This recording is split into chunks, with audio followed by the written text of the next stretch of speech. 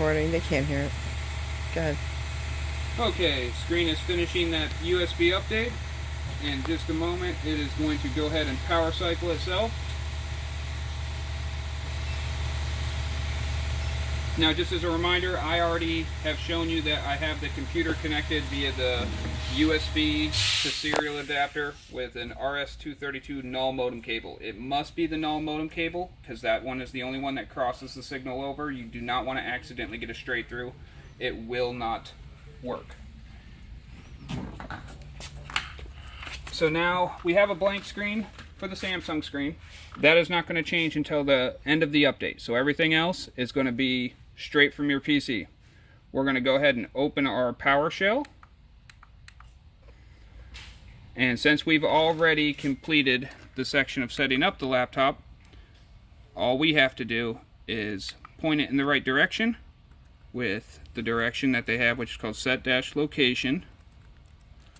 And it's C:\Samsung.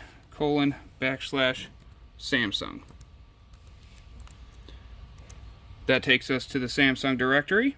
From there, we're going to do the OMD update. It's a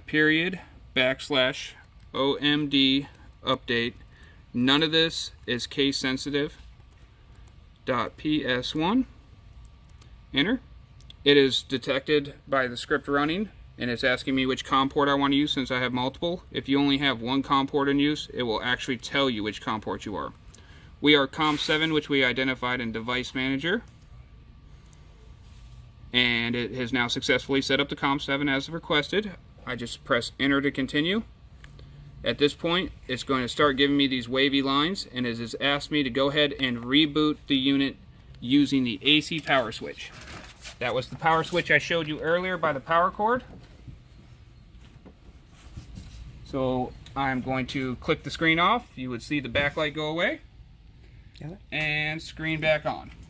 I only give it about 2 seconds, and the next thing you will see is on the laptop side is it has detected the boot up. That means we are making good communication between us and the screen. At this point, it's basically going to be the same steps multiple times because the screen will just stay on backlight. The computer does all the work, but it kind of keeps you informed as it's going. Like right now, it's just telling me it's waiting for it to boot up. Once it boots up, it's going to start going through multiple commands.